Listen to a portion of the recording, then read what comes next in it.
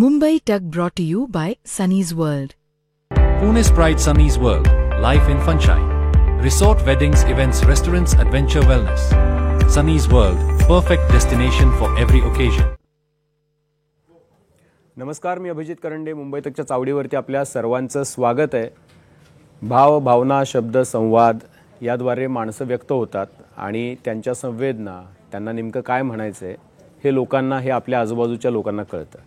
पण प्राण्यांना, बहुतेकदा अशा जीवांना ज्यांना बोलता येत नाही किंवा ज्यांना स्वतःची भाषा आहे की नाही हे मानवाला माहीत नाही, ती आपल्याशी कशी संवाद साधतात, नेमकं त्यांचं जगणं कसं असतं, त्यांचं राहणं कसं असतं, ते कसे व्यक्त होतात, त्यांचं राहणीमान नेमकं कशा पद्धतीचं असतं, ते बोलतात का, ते माणसांशी बोलतात का, ते त्यांच्यामध्ये कसा संवाद साधतात, त्यांची काही वेगळी भाषा असते का, तर या सगळ्याबद्दल कायमच उत्सुकता आहे. पण गेल्या काही काळापासून महादेवी हत्तीण जी आहे तिचं जे काही सुप्रीम कोर्टाने निर्णय दिला, त्यानंतर तिला गुजरातला पाठवण्यात आलं आणि या सगळ्यानंतर लोकांना एक उत्सुकता लागून राहिलेली होती की नेमका हत्ती राहतो कसा, हत्तीचं भावविश्व काय असतं, हत्ती बोलतो का. आणि या सगळ्यामुळं एलिफंट व्हिस्परर नावाची जी काही एक छोटी कथा होती ज्याचं नेटफ्लिक्सवरती प्रक्षेपण पण झालेलं होतं, ती सुद्धा लोकांना आठवली. पण आपल्या महाराष्ट्रामध्ये असे एक एलिफंट व्हिस्परर आहेत किंवा हत्तीशी बोलणारा माणूस आहे, जो माणूस आधी पत्रकार राहिलेला आहे, फोटो जर्नलिस्ट राहिलेला आहे, त्यामुळे त्याला लोकांच्या भावना, संवेदना नीटशा कळतातच. पण आता ते हत्तींशी सुद्धा तितक्याच सक्षमपणे बोलतात, त्यांनाही समजून घेतात आणि त्यांचंही जगणं सुकर करण्याचा प्रयत्न करतात. आणि म्हणून आपण आज त्यांच्याकडून खरं तर हत्ती समजून घेण्याचा प्रयत्न करणार आहोत, ज्या हत्तीशी सर्वात मोठा एका प्रकारचा लळा प्रत्येक माणसाला असतो. हत्ती लोभसवाणा दिसतो, त्यामुळे हत्तीशी लळा असणं अत्यंत स्वाभाविक असतं. आपल्यासोबत चावडीवरती आज आनंद शिंदे आहेत, हत्तीचे अभ्यासक आहेत. ते आधी फोटो जर्नलिस्ट होते, 2012पर्यंत त्यांनी हे काम केलं आणि त्यानंतर ते थेट हत्तींकडे गेले. माणसाचा कंटाळा आला त्यांना, माणसांच्या भावभावना, संवेदना, ते त्यांच्याबद्दल आणि त्यांचं एकूण भोवताल जो आहे बदलणारा माणसांचा, तो बघून त्यांनी थेट जंगलाकडे आपली वाट धरली. पण आनंदजी, मला एक गोष्ट समजून घ्यायची आहे की तुमचं म्हणजे माणसांकडून हत्तीकडे हा प्रवास कसा झाला? हा कॅमेऱ्यानेच केलेला प्रवास आहे, मी स्वतःहून तो ठरवलेला नव्हता. मी केरळला गेल्यावरती मी काहीतरी फोटो स्टोरी करावी, कारण मुंबईचं बॉडी क्लॉक होतं आणि त्या मुंबईच्या बॉडी क्लॉकमध्ये सकाळी 6ला कुठल्याही परिस्थितीत TV लावून बातम्या पहिले बघणं आणि रात्री 2ला झोपायच्या आधी बातम्या बघून मग झोपणं, हे जे काही ठरलेलं होतं ते तिकडे गेल्यावर लक्षात आलं आपल्याला मल्याळम येत नाही. माझी तिकडे ट्रान्सफर झाली, तर ते बातम्या बघून पण मला तसा काही फायदा नव्हता. पण ते 6ला उठायचो, रात्री 2पर्यंत जागा राहायचो. मग असं वाटायला लागलं की भरपूर वेळ मिळतोय. बरं, इकडे कसं मी ठाण्याला राहायचो, ऑफिस टाऊन साईडला असलं की मग 2-2 तासाचा प्रवास व्हायचा, तिकडे ऑफिसच्या बाजूला होतो, त्यामुळे प्रवास कमी होता. मग कळायला लागलं खूप वेळ आहे हा आणि तो कुठेतरी वापरला गेला पाहिजे, काहीतरी फ्रुटफुल झालं पाहिजे. म्हणून आधी कथकली कलारीपयटूवरती फोटो प्रोजेक्ट करणार होतो आणि तिकडनं माझे जे गुरु आहेत, म्हणजे इंडिया टुडेचे जे ग्रुप फोटो एडिटर आहेत बंदीप सिंग, ते माझे गुरु. तर त्यांनी मला सांगितलं, अगर आप केरला में हो तो मुझे हाथी दिखा दो. आणि त्यांना मी सुरुवातीला नाही म्हणलं होतं, म्हणलं मी माणसाला नाही सांगू शकत आहे की असा उभा राहा, तसा उभा राहा, मी हत्तीला काय सांगणार ते, तर मी नाही करत म्हणलं. पण ते म्हणाले की तुझ्याकरता नको करूस, करून बघ माझ्याकरता, झालं तर कदाचित तू सांगशील पण हत्तीला असा उभा राहा, तसा उभा राहा. आणि तसंच झालं. तर तिकडनं मग त्या फोटो प्रोजेक्टची सुरुवात झाली. म्हणजे कॅमेरानेच मला नेऊन ठेवलं त्या हत्तीसमोर. पण हत्तीसमोर नेऊन ठेवलं तिथपर्यंत ठीक होतं. हत्तीचा प्रोजेक्ट करणं, फोटोग्राफी करणं, त्याला कॅमेऱ्यामध्ये कैद करणं, तिथंपासून थेट हत्तीशी बोलण्याचा जो प्रवास आहे तो पण खूप मोठा आहे ना. कारण मला असं वाटतं की हत्तीला कॅमेऱ्यात कैद करणं आणि हत्तीशी बोलणं, ह्या म्हणजे जमीन आणि आसमान एवढा फरक ह्या दोन्हीमध्ये आहे. तर ते कसं काय? तो फोटो प्रोजेक्ट करत असताना अगदी पहिल्यांदा मी त्रिशूर पूरम जे आहे, पूरम म्हणजे फेस्टिवल, त्रिशूर फेस्टिवल जे आहे तिथे गेलो आणि ते फोटो शूट करत असताना काही गोष्टी फार चांगल्या पद्धतीने पटल्या आणि काही गोष्टी खटकल्या. आमचे जे आपलं वाईल्ड लाईफचं बीट सांभाळणारे जे आमचे पत्रकार होते, त्यांना मी येऊन मी भांडलो त्यांच्याशी की हा तुमचा स्टेट ॲनिमल आहे आणि तो इतका चांगला वागतोय आणि तुम्ही असे वागताय, त्याला काही गोष्टी हव्यात त्या मिळत नाही आहेत, असा सगळा तो वाद झाला. तर म्हणे हे फोटो घे, आपण PCCF वाईल्ड लाईफ त्यांना जाऊन भेटू, त्यांच्यासमोर हे मुद्दे मांड, कारण आमच्यासाठी तो फेस्टिवल आहे आणि त्याच अँगलनी तो बघितला जातो आणि खूप मोठा फेस्टिवल. म्हणजे लोक बाहेरच्या देशातनं 2 दिवसाकरता येतात त्रिशूरला, एवढं ते मोठं प्रस्थ आहे सगळं.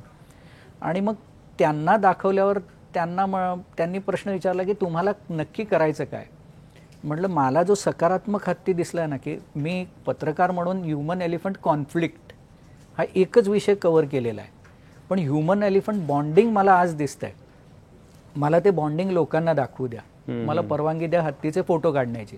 आणि त्याच्यातनं मग त्या परवानगी मिळण्यातनं रोजचा रोज तो हत्ती बघणं मग लक्षात यायला लागलं. कारण जायचे, फोटो काढायचे, घरी आल्यावर बघायचे. मग कधी वाटला तर आत्ता म्हणजे त्यावेळी त्या कॅमेऱ्यांमध्ये मूवी पण शूट व्हायला सुरुवात झाली होती. मग कधी छोटासा व्हिडिओ तयार करायचा, मग तो येऊन बघायचा. आणि त्याच्यातनं बॉडी लँग्वेज समजली आधी. अच्छा. बॉडी लँग्वेज समजल्यावरती बिहेवियर पॅटर्न समजलं. बिहेवियर पॅटर्न समजल्यावरती एकदा कोडनाड नावाचा त्यांचा जो कॅम्प आहे, तिथे एका पिल्लाने आवाज केला जो मी कधीच ऐकला नव्हता. मग तो आवाज मी इतका जवळ होतो हत्तीच्या की मी रेकॉर्ड करू शकत होतो. मोबाईलवर रेकॉर्ड करून तो मी माझ्या म्हणजे नंतर माझे म्हणजे हा विषय ज्यावेळी हत्तीचा यायला लागला त्यावेळी डॉक्टर जेकब अलेक्झांडर माझे गुरु होते त्या विषयातले, वेटरनरी डॉक्टर आहेत. तर त्यांना मी तो आवाज ऐकवला आणि त्यांना म्हटलं what is this sir, I haven't heard this voice before. आणि त्यांनी सांगितलं this is a communication sound of elephant. One elephant can communicate with other elephant in this particular sound pattern. अच्छा. मग ते साऊंड पॅटर्न्स काय आहेत, त्याचे प्रकार आहेत का आणखीन, का हा एकच प्रकार असतो. असं करताना हत्तीचे 10 वेगळे आवाज असतात, आपण 3च ऐकू शकतो हे कळलं. अच्छा. म्हणजे ते रमलिंग पण हत्तीमध्ये राहून राहून मला कळायला लागलं की हे रमलिंग अशा पद्धतीने होतं आणि त्याचे एवढे शेकडो प्रकार आहेत त्याचे. मग त्यातले हळूहळू अभ्यास करून मग बॉडी लँग्वेज, बिहेवियर पॅटर्न आणि कम्युनिकेशन पॅटर्न ह्याच्यावरून त्या हत्तीला नक्की काय बोलायचं आहे हे मला समजायला लागलं. आणि त्याचा उपयोग सुरुवातीला आईपासून वेगळी झालेली जी पिल्लं होती त्यांना वाचवण्यामध्ये झाला. तुम्ही रमलिंग तुम्हाला पण जमतं? हो, पण करायला सांगू नका. कारण मग काय होतं, मला माहिती आहे मी हॅलो म्हणतोय का मी दुसरं काही म्हणतोय. तसा आवाज जाऊन जर हत्तीसमोर कोणी काढला आणि ते रमलिंग पुढे मागे झालं आणि ती जर शिवी असेल तर हत्तीचं रमलिंग आपल्याला झेपणार नाही. ठीक आहे. म्हणजे आपण या कन्व्हर्सेशनमध्ये कधीतरी आम्हाला कमीत कमी हॅलो मी आनंद एवढं तरी म्हणजे ते तरी करून दाखवा. ऑफ द रेकॉर्ड दाखवतो. ऑफ द रेकॉर्ड अर्धा तास बोलतो. मला एक गोष्ट म्हणजे इंटरेस्टिंग आहे की तुम्ही हे बोलायला लागलं हत्तीची. हत्तीची भाषा काही स्पेसिफिक भाषा असते हत्तींची कम्युनिकेट करण्याची, का त्याला आपल्या भाषा कळतात? म्हणजे समजा तुम्ही बोललात, हत्तीला कुठल्याही भाषेतले शब्द कळतात अशातला भाग नाही. म्हणजे जो हत्ती 12-13 वर्ष मल्याळममध्ये कमांड घेत होता त्याला मी मराठीत काही गोष्टी सांगितल्यावर त्यांनी त्या केल्या. बरं. आणि ताबडतोब केल्या. म्हणजे असं नाही की त्याच्याकरता त्यांनी 5-6 तास लावले, ताबडतोब केल्या. त्यांना तुमचा टोन कळतो, त्यांना तुमचा साऊंड पॅटर्न कळतो. म्हणजे तुम्ही ज्यावेळी रागावता त्यावेळी आवाज कडक करूनच बोलता. भले तुम्ही बोंबाबोंब करून बोलणार नाही, पण तुमच्या आवाजाला जी धार असते समोरचा अर्धा संपतो त्याच्यात. त्याच्यानंतर तुम्ही मस्करी करता त्यावेळी तुमचा बोलण्याचा आवाज वेगळा असतो, सार्कॅझमचा आवाज वेगळा असतो, साऊंड, टोन हे सगळे वेगळे असतात त्या वेळच्या आवाजाचे. मग त्याच्यातनं हत्ती ह्या गोष्टी समजून घेतो आणि तुम्हाला काय म्हणायचं आहे हे त्याला सहज कळू शकतं. तुम्ही मल्याळी म्हणजे केरळमध्ये गेलात तरी हत्तींशी मराठीत बोलता? मी कुठेही, मी आसामपासून कन्याकुमारीपर्यंत कुठेही गेलो तरी मी मराठीतच बोलतो हत्तीशी. जंगली हत्ती असला तरी त्याच्याशी मराठीतच बोलतो. आणि त्याला समजतं? आणि हो, हत्ती कशाला, वाघ, सिंह, बिबट, गवे सगळ्यांशी मी मराठीत बोलतो. आता मिळाला ना अभिजात भाषेचा दर्जा आपल्याला. तुम्ही आता हे ज्यावेळेला तुम्ही सांगताय की तुम्ही मराठीत बोलता, पण तुम्हाला असे काही प्रसंग आहेत का? म्हणजे आता हत्ती हा खूप लोभसवाना प्राणी आहे, पण हत्ती राहतो कसा जंगलामध्ये? हत्तीचं जीवनमान कसं असतं? म्हणजे आता माणसाचं कसं असतं की तो कुटुंब करून राहतो. आता मी जे पुस्तकं वाचली त्याप्रमाणे वाघ वगैरे पण त्यांचं पण एक पॅटर्न आहे राहण्याचा. तर हत्ती कसा राहतो, त्याचं कसं असतं जीवनमान, त्याचं डेली रुटीन फार सोपं. 18 तास खातो, बापरे, 2 तास पाण्यात डुंबतो आणि 4 तास झोपतो. संपले 24 तास. 18 तास खातो. 18 तास खातो. कसं आहे, एक हत्ती त्याच्या आकारमानानुसार दिवसाला 120 किलोपासून 200 ते 220 किलोपर्यंत तो सहज खातो. बरं, तो खातो म्हणजे काय, आज मला हा जमिनीचा तुकडा मिळाला आहे, तो संपेस्तोवर मी इथेच खात राहणार असं नसतं. अच्छा. ते कंटिन्युअस मूव्ह होत असतात आणि खात असतात. त्यांना माहिती आहे की आज मी इकडचं संपवलं सगळं, तर उद्या मला तिथे खायला नाही आहे. त्यामुळे ते चालत असतात, चालता चालता ते खात असतात. कळप असतो. बरं, कळपाची रचना त्याच्यामध्ये नर नसतात, मग माद्या असतात. म्हणजे मॅट्रिआर्कल सोसायटी, मातृसत्ताक कुटुंब पद्धती, वयाने जी सगळ्यात मोठी हत्तीण असते ती प्रमुख मादी असते. आणि त्याच्यामध्ये आत्या, मावश्या, काक्या, इतर आज्या या न भांडता राहतात. आणि मग नर असेल तर नर कळपामध्ये समजा एखाद्या आता पिल्ल जन्माला येतात, त्याच्यामध्ये जर नर असेल तर इट डिपेंड्स की काही वेळा ते 12 वर्षापर्यंत राहतात, काही वेळा ते 10 वर्षापर्यंत राहतात. आणि त्याच्यानंतर ते स्वतः कळप सोडतात, किंवा नंतर मग त्यांना जर जात नसतील तर 12व्या वर्षानंतर त्यांना कळपातनं बाहेर काढलं जातं. त्यांना कळपात राहू देत नाही. साधी गोष्ट आहे की जसं आपण नात्यामध्ये लग्न करत नाही, तसं त्याच कळपामध्ये जर संग झाला तर जन्माला येणारं पिल्लू कमजोर असतं. अच्छा. त्यामुळे त्यांनी त्याची सहचरणी किंवा गर्लफ्रेंड ही दुसऱ्याच कळपात शोधायची असते.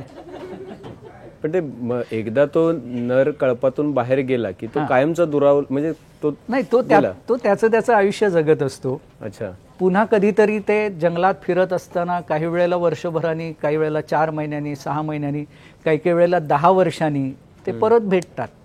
आणि तेव्हा कळपात जर काही ॲडिशन झालं असेल तर ते त्याला दाखवलं जातं. किंवा काही कोणी मार्गस्थ झाले असतील तर त्याच्याबद्दल त्यांचं कम्युनिकेशन होतं. 24 तास, एक दिवस म्हणजे रात्रीचे 12 आणि दिवसाचे 12 असे 24 तास ते त्याच्याबरोबर घालवतात, भेटल्यापासूनचे 24 तास. आणि नंतर पुन्हा तो त्याच्या मार्गाने निघून जातो, हे आपल्या मार्गाने कळप निघून जातो. माणसांमध्ये मुली माहेर वाशिण होतात असं ऐकलं आपण बघतो. खरं फ्रीडम हत्ती एन्जॉय करतो. त्याला डुचकी मेलीवाला काही कंप्लेंट नसते कधी कोणाची. पण म्हणजे हे सगळं ज्याला होतं तर म्हणजे हत्तीला जेव्हा केव्हा बघितलंय तेव्हा तो खूप लोभसवाणा, हवासा वाटणारा, काय म्हणू आपण त्याला, की टेडी बिअर टाईप प्राणी वाटतो, की जवळ असावा असा. हत्ती त्यांच्यात पण दुःख, आनंद, ह्या भावना ते कशा व्यक्त होतात आणि त्या असतात का? त्या कशा कशा वेळेला कुठल्या कुठल्या प्रसंगी त्या दिसतात? तुम्हाला सगळ्यात कुठला प्रसंग जाणवतोय का, की एखादा हत्ती खूप आनंदी झाला होता त्यावेळेला तो असा वागला, किंवा एखादा हत्ती खूप दुःखी झाला होता त्यावेळेला तो असा वागला? त्यांच्या सगळ्या भावना किंवा त्यांचे सगळं भावविश्व हे त्यांच्या आकारासारखंच मोठं असतं सगळं. अच्छा. म्हणजे एक आम्ही बघितलेली घटना सांगतो की आम्ही अभ्यास म्हणून जंगलामध्ये जिथे हत्तीचा कळप येतो पाणी प्यायला, अशा ठिकाणी आम्ही मचाणावर बसलो होतो. तर 2 पिल्लांमध्ये 2 कळप आले. त्या 2 पिल्लांमध्ये काहीतरी झालं आणि त्यावेळी ती ज्या पिल्लांनी मार खाल्ला त्याची आई दुसरीकडे बघत होती. तिला माहीत नाही कुठल्या पिल्लांनी मारलं.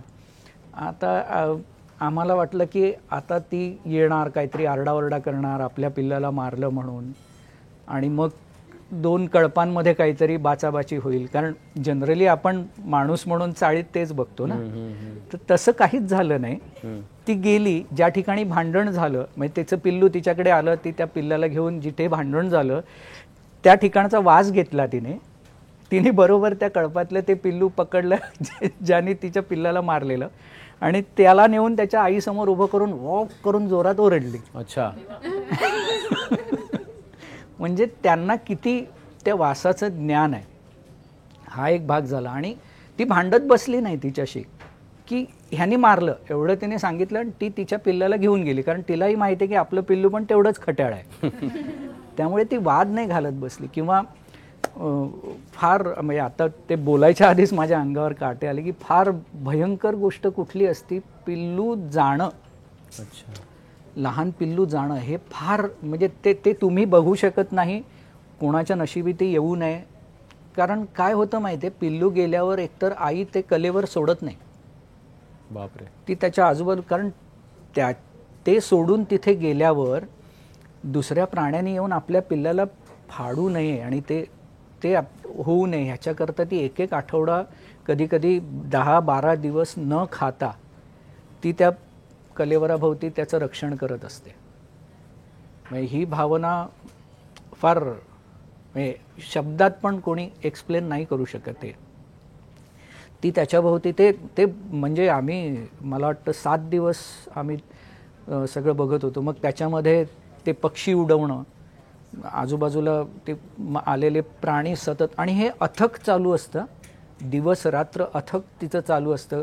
काही वेळेला कळपातले इतर हत्ती पण त्या बाबतीत त्यांना मदत करतात. मग ज्यावेळी ती पूर्ण थकली आहे हे ज्यावेळी मॅट्रिआर्कला कळतं, मग ती तिला जबरदस्ती तिकडनं दुसरीकडे घेऊन जाणं वगैरे करते आणि मग तिला ते सोडून तसं जावं लागतं. ते म्हणजे नाही कोणी बघू शकत. किंवा पिल्लू जन्माला येणं, त्याचा जो सोहळा असतो की पिल्लू जमिनीवरती पडलं की आफ्टर बर्थ त्याचं काढून, म्हणजे त्याच्यात ती आई 1 सेकंदभर बाजूला राहते.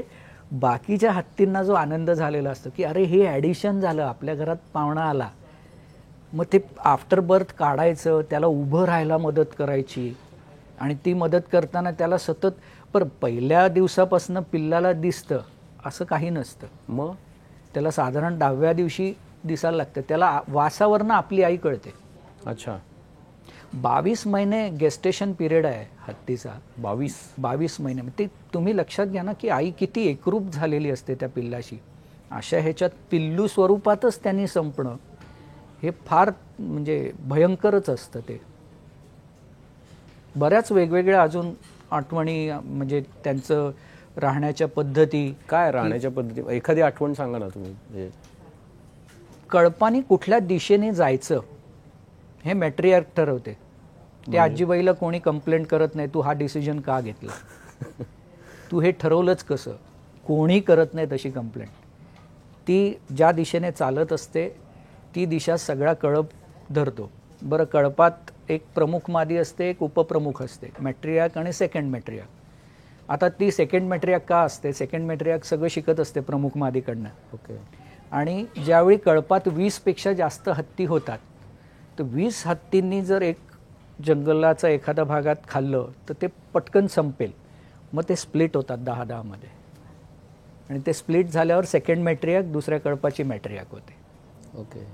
फार जबरदस्त सिस्टम आहे. आणि मग कळप किती हत्तींचा असतो का, असं काही नाही, किती हत्तींचा असतो? नाही, असं काही नाही. अशातला भाग नाही की त्या कळपाचं पोट भरेल असं जंगलातला परिसर असेल तर मोठा कळप असतो, जर नसेल तर ते स्प्लिट होतात.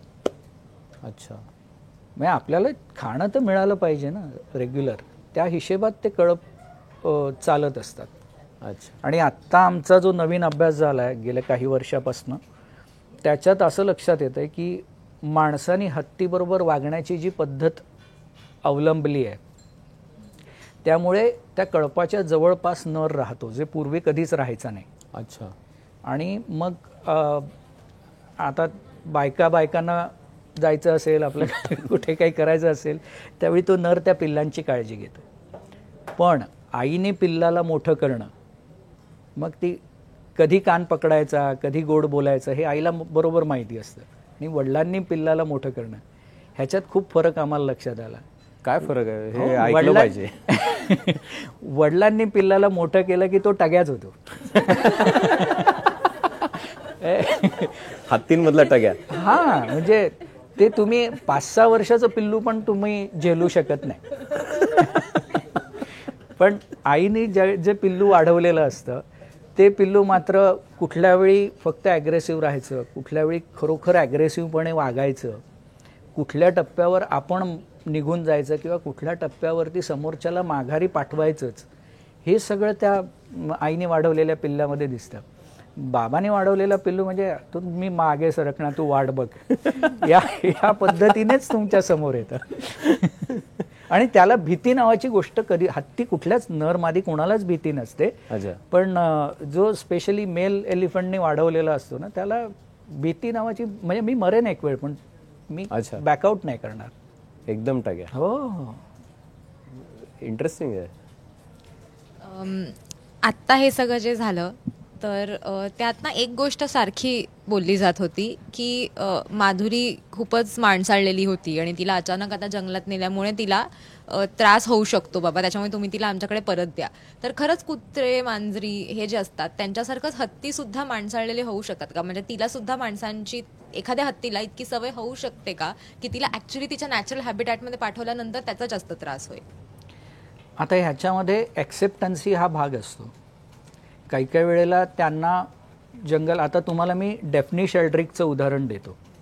डेफ्नी शेल्ड्रिककडे सेपरेटेड बेबीज आले, पण तिने ते सिस्टमच अशी ठेवली की ते 12 वर्षाचे झाल्यावर त्यांना जंगलात रिलीज करायचं. पण 12 वर्ष त्यांना माणसाची सवय होती. डेफ्नी शेल्ड्रिककडे जेवढे हत्ती पिल्लं आली त्यांना, आणि नंतर ती जंगलात रिलीज केली गेली. त्यावेळी त्यांनी ते जंगल तेवढ्याच चांगल्या पद्धतीने स्वीकारलं. पण ते डेफ्नी शेल्ड्रिकला कोणी विसरले नाहीत. ज्यावेळी त्यांना पिल्लू व्हायचं त्यावेळी कित्येक मैल चालत ते परत येऊन त्या डेफ्नी शेल्ड्रिककडे तिने पिल्लू दाखवलेलं आहे. आणि ह्याचे केवढे तरी रेकॉर्ड्स आहेत. मग ते माणसाशी नाळ तोडतात का नाही, पण त्यांना त्यांचं हॅबिटेट आवडतं का? 100%. जर त्यांना स्वातंत्र्य मिळत असेल तर त्यांना ते आवडतं. काही वेळेला त्या हत्तींना नाही जमत, ॲक्सेप्ट नाही होत. जर ॲक्सेप्ट नाही झालं तर मात्र फार कमी काळ ते जगतात. ह्या दोन्ही गोष्टी आहेत त्याच्यामध्ये. म्हणजे त्यांच्या ॲक्सेप्टन्सीवर ती गोष्ट आहे. जर त्यांनी ते स्वीकारलं, त्यांना ते आवडलं, त्यांना ते कम्फर्टेबल वाटलं तर ते स्वीकारतात. जर त्यांनी माणसालाच मिस करायचं, म्हणजे माणसालाच मिस करायचं इन द सेन्स की बाबा मला ते वातावरण, मी त्याच्यात जास्त कम्फर्टेबल आहे, असं जर झालं तर त्यांचं आयुष्य कमी होऊ शकतं.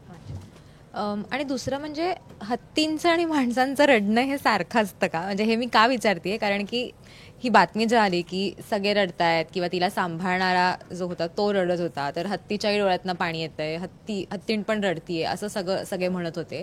तर म्हणजे अर्थात त्यांना दुःख होत असेल, पण रडणं हे जे असतं ते सेमच असतं का त्याच्यात फरक असतो? त्यांची सांगायची पद्धत वेगळी असते? हत्तीच्या डोळ्यातनं आणि सोंडेतनं पाणी येत असतं. कारण आपल्याला जसे घाम येण्याकरता स्वेट ग्लँड्स आहेत, काय म्हणणार त्याला, घर्मरंध्र आहेत, तशी घर्मरंध्र हत्तीला नसतात. त्यामुळे बॉडी टेम्परेचर कंट्रोल करण्याकरता हत्ती कान हलवत असतो. त्याच्याने 3 ते 5 डिग्रीने त्याचं बॉडी टेम्परेचर कंट्रोलमध्ये राहतं. आणि इतर वेळी तुम्ही सोंडेच्या टिपेला हात लावलं की ती ओलीच लागते आणि डोळ्यातनं हे पाणी येत असतं. पण त्यांचं दुःख व्यक्त करण्याचे, आता मला जो अनुभव आला तो मी तुम्हाला असं सांगतो की एके ठिकाणी एका हत्तीणीचं पिल्लू वारलं. तिने जेवण सोडून दिलं. त्या पिल्लाच्या दुःखामध्ये तिने जेवण सोडलं. जेवण सोडल्यानंतर मॅट्रियार्कने तिचे प्रयत्न केले की तिने जेवावं, खावं, पण ते नाही जमलं. मग वन खात्याने आम्हाला सांगितलं की तुम्ही एकदा येऊन प्रयत्न करा, की कारण न खाणं हे हत्तीला फार कठीण असतं. दिवसाला 200 किलो खाणारा प्राणी जर खाल्लंच नाही तर ते कठीण असतं. आम्ही त्या ठिकाणी गेलो, आम्ही इंटरॅक्ट करायला सुरुवात केली. ते लक्षात येत होतं की तिला, म्हणजे ती पिल्लाला किती मिस करते किंवा किती तिला त्रास होतो हे लक्षात आम्हाला येत होतं. आणि त्या परिस्थितीमध्ये मग कम्युनिकेट करून आम्ही तिला खायला तयार करत होतो. आणि त्या ह्याच्यात एका क्षणाला ती पाण्यात जाऊन उभी राहिली. आणि पाण्यात जाऊन उभी राहिल्यावरती ती सतत सोंडेनी विशिष्ट पद्धतीने स्पर्श करायचा प्रयत्न करत होती. आमच्याबरोबर वन अधिकारी होते, तर त्यांना सांगितलं की कमी गर्दी आपण इथे ठेवूया. त्यांना विनंती केली की तुम्ही दुसऱ्या टोकावरनं सगळं शूट करा हवं तर, पण बघूया ती रिॲक्ट काय करते. आणि जशी गर्दी कमी झाली तशी चक्क तिने डोकं माझ्यासमोर टेकलं.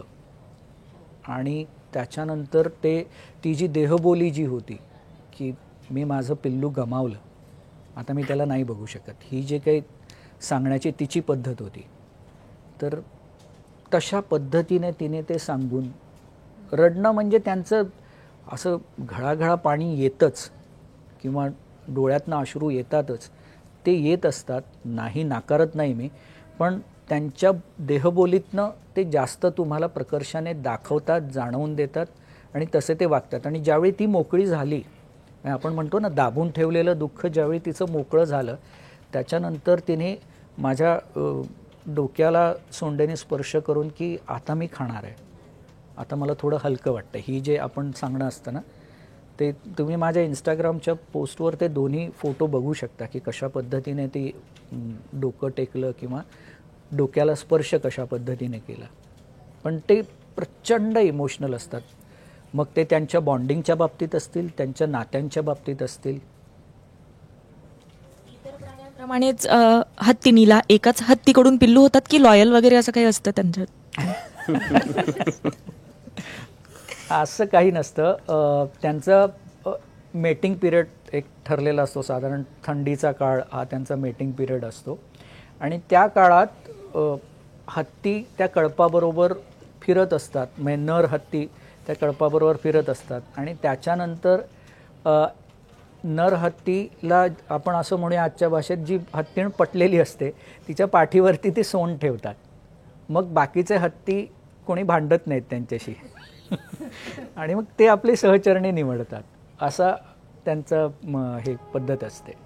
तुम्हाला हत्तींची भाषा शिकताना भीती नाही वाटली का, चुकलं काहीतरी त्यांच्या भाषेतला शब्दांनी लात वगैरे मारून दिली तर? नाही, कारण मी आधी देहबोली समजून घेतली, बोलायच्या आधी मी देहबोली समजून घेतली, मग वागण्याच्या पद्धती कशा असतात ते समजून घेतलं. आता कसं होतं, हत्तीने असे कान फ्लॅट केले तर कॉमन मॅनला वाटतं अरे नीट ऐकतोय आपल्याला, तो तसं नसतं, ते तो सांगत असतो जिथे उभा आहेस तिकडनंच मागे फिर. अच्छा. त्यांना असं वाटतं की बाबा हां कान फ्लॅट केले म्हणजे ते आपण जे बोलतोय ते शब्द असे साठवून त्या डिश अँटेनातनं कानात घालतात, तसं काही नसतं, आहे तिकडनं मागे जा असं सांगण्याचं ते पद्धत असते. तर ती मी पहिली समजून घेतली. मग ती हत्तीच्या बाबतीत कशाला, वाघाच्या बाबतीत ॲक्सेप्टन्सीचं ग्राउलिंग वेगळं असतं आणि तुम्हाला रिजेक्ट केलं तर त्याचं ग्राउलिंग वेगळं असतं. हत्तीचं जे पिल्लू असतं ते खूप खटाळ असतं, जसं तुम्ही म्हणालात, आणि आम्ही जे व्हिडिओ बघतो त्यातही आम्ही बघतो की तो काहीतरी खोडी काढतो, मग आईच्या पायांखाली जाऊन लपतो. तर या पिल्लांशी संवाद साधणं हे जरा जास्त अवघड असतं का? त्यांच्याकडे गप्प बसा संस्कृती नाही आहे. जे त्यांचे 2.5 वर्षापर्यंतची पिल्लं असतात ना, ते जे करतायत, मग ते आईच्या पोटावरनं पलीकडे उडी मारत असतील, आईच्या अंगावर झोपत असतील, दुसऱ्या पिल्लाला ढकलून देत असतील, तर ते सगळं एन्जॉय केलं जातं. आणि हे ज्यावेळी तुम्हाला समजतं त्यावेळी तुम्हाला बोलण्याचे म्हणजे समजून घेण्याला वेळ लागत नाही. आपल्या मानवाच्या संस्कृतीमध्ये कसं आहे, मी सांगतो ते बरोबर आहे, त्यांच्याकडे तसं नाही, तू पण बोल मी पण बोलतो, त्याच्यातनं सोल्युशन काढू काय ते. दुसरा एक मी तुमचा किस्सा ऐकला होता की एका हत्तीला दारूच्या व्यसनातून तुम्ही बाहेर काढलं, काय किस्सा आहे? ते दक्षिणेतल्या त्या राज्यामध्ये एका माणसाने, म्हणजे दक्षिणेत कसं आहे ना की जसं तुम्हाला घरी एक माझ्या पेट असावं असं वाटतं, प्राणीप्रेमी असता तर, तसं तिकडे माझ्या बॅकयार्डमध्ये एक हत्ती असावा असं त्या लोकांना वाटतं. आणि मग ट्रॅक ठेवणं त्याचा वन खात्याला काही वेळेला कठीणच असतं ती गोष्ट, कारण एकेका गावामध्ये एकेका माणसाकडे जर 10 हत्ती असतील तर ते कंटिन्युअस ट्रॅक ठेवणं ही कठीण गोष्ट असते. आणि त्याच्यात कोण काय करतं आहे हे ज्यावेळी हत्ती उत्तर देतो त्यावेळी लक्षात येतं. तर त्या माणसाने थोडी दारू आधी सुरुवातीला पाण्याच्या बादलीत टाकली आणि मजा म्हणून ते वाढवत नेलं त्यांनी त्याची मात्रा. आणि मग त्याच्यानंतर हत्तीला सवय झाली एका पॉइंटला की 7 वाजून गेले बाबा, आता चर्चेची वेळ झाली असं त्याला जाणवायला लागलं. आणि मग कसं आहे की रोज तुम्हाला ती गोष्ट परवडायला हवी ना, म्हणजे तुम्ही तेवढे श्रीमंत असायला हवे, तर त्या माणसाला नाही परवडली ती गोष्ट आणि मग त्याने ते बंद केलं. ज्या दिवशी बंद केलं एक दिवस हत्ती उभा राहिला, दुसऱ्या दिवशी त्याचं बॅकयार्ड आणि घर ते सगळं एकदम उद्ध्वस्त झालं. मग he was arrested by forest department, arrested in the sense inquiry करता बोलवलं. आणि मग जेव्हा कळलं त्यांनी काय किडे केलेत तेव्हा मग ही वॉज अरेस्टेड. मग 7 वाजता असा ताठ उभा राहायचा आणि मग आम्हाला सुरुवातीला कळेना की आता हे करायचं काय नक्की. त्यावेळी संस्था नव्हती, पण वन खात्याबरोबर तेव्हा काम करत होतो. मग प्रयोग म्हणून जो चढता क्रम होता तो उतरता लावला. काळ गेला मध्ये चांगलाच, पण ते हळूहळू यश मिळालं. हळूहळू फक्त पाण्यावरती आणलं आम्ही त्याला. राजकीय पक्षांसारखेच हत्तींचे पण कळप फुटतात का नाही जमलं तर? हत्तींचे कळप एक गोष्ट आपण म्हणू शकतो की खाण्याकरता फुटतात, कारण त्यांना ते खाणं पुरलं पाहिजे. आणि फार मोठा कळप एकत्र राहिल्यावरती मानवाचा जो धोका असतो त्यांना, तो धोका टाळण्याकरता ते अजून वेगळे होतात. म्हणजे आत्ता मानवाच्या ज्या वागण्याच्या पद्धती होत्या टस्क करता, त्याच्यामुळे हत्तीच्या मानसिकतेवर एवढा परिणाम झाला की आता बरेचशा हत्तींना टस्क नसतात किंवा पातळ टस्क असतात की जे त्यांना त्यांच्या त्या बलदंड दिसण्याला ते सूट होत नाहीत टस्क. तर असे बदल ते झालेत. पण खाणं मेन आहे त्यांना. 18 तास जर खायचं असेल तर ते पुरलं पाहिजे, म्हणून एका कळपाचे 2 कळप होणार, एवढाच भाग असतो. माझा साधारणतः तसाच प्रश्न होता की त्यांच्यामध्ये असे बंडखोर नसतात का? म्हणजे त्या एका कळपाने एक नियम बनवलेला आहे. आता इथे जसं आपण राजकारण्यांमध्ये पाहतोय की तुम्ही नियम बनवला पण आम्हाला नाही पटत येतो, मग बाहेर जायचं किंवा त्या पक्षावर आपलाच दावा करायचा, असं त्या कळपामध्ये सुद्धा होतं का की 2 लोक त्या कळपावर आपला दावा करण्याचा प्रयत्न करतात? अशा काही गोष्टी होतात का? म्हणून पितृसत्ताक नाही, मातृसत्ताक कुटुंब पद्धती आहे. त्यामुळे असले दावे ते करत नाहीत. त्यांच्या इकडे वयाने सगळ्यात मोठी जी हत्तीण असते ना, तिला प्रचंड मान असतो. म्हणजे तिचा शब्द ते खाली पडूच देत नाहीत. तिने सांगितलं अम्माने बोलाय तो बोलाय, बस हे फायनल असतं त्यांचं. आणि म्हणजे अचानक काही काही वेळेला तो कळप तुम्हाला आत्ता होता इथे गेला कुठे असा प्रश्न पडतो. कारण ती जी मॅट्रियार्क असते ना, तिचं चौफेर लक्ष असतं, अक्षरशः चौफेर लक्ष असतं. आणि त्यांना असं वाटलं की नाही आता धोका आहे, तर माझं आता मी पूर्ण त्याच्यातच असतो, त्यामुळे माझं लक्ष शेपटीकडे असतं. तिची शेपटी ज्या पद्धतीने हलते आहे तर कळतं की पुढच्या 5 मिनिटात तो तुम्हाला कळणार पण नाही कळप निघून गेला आहे. ते त्यांचं कम्युनिकेशन असतं. बरं, ह्याच्यामध्ये बायका जास्त बोलतात, कारण त्या रमलिंग करून बोलतात. नर जे असतात ते त्यांचा पाय जमिनीवर आपटतात आणि ती कंपनं 7 किलोमीटरपर्यंत त्यांची दुसऱ्या हत्तीपर्यंत पोहोचवण्याचं काम चालू असतं. 7 किलोमीटर? हो हो. एक हत्ती दुसऱ्या हत्तीशी 7 किलोमीटर परिघ क्षेत्रामध्ये बोलू शकतो, इतक्या लांबपर्यंत. आणि तो आवाज तुम्ही आपल्या कानांची क्षमता नाही ऐकण्याची. आता आम्ही त्याच्यात राहिलोय कंटिन्युअस 14 वर्ष, मी त्याच विषयात आहे किंवा तोच आवाज ऐकायचा माझे प्रयत्न असतात. त्यामुळे मला हॉर्न वगैरे सहन होत नाहीत, कारण ते बारीक बारीक आवाज ऐकून ती जी सवय झाली की छोटे छोटे आवाज पण ऐकायला येतात. त्यामुळे आता हॉर्न वगैरे त्रास होतो.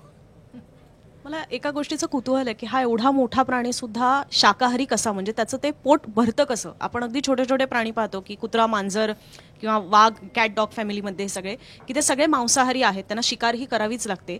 हत्तीला त्याची गरज कशी भासत नाही, त्याची ती भूक कशी भागते? आणि एक वेळेस जंगलात भागत असेल कारण तिकडे ते सगळं मिळत असेल, पण तो शहरांमध्ये राहणारे हे सगळे हत्ती आहेत. तुम्ही जसं म्हणताय की ते 18 तास खात असतील, तर एवढं सगळं खाद्य त्यांचं येतं कुठून? जे कॅप्टिव्हिटीचे हत्ती असतात, मग ते कुठलेही असोत, तर त्यांना नाही पुरत.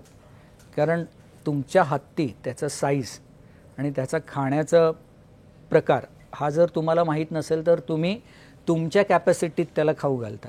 मग हळूहळू त्यांना कॅप्टिव्हिटीतल्या हत्तींना आजार जरा लवकर धरतात.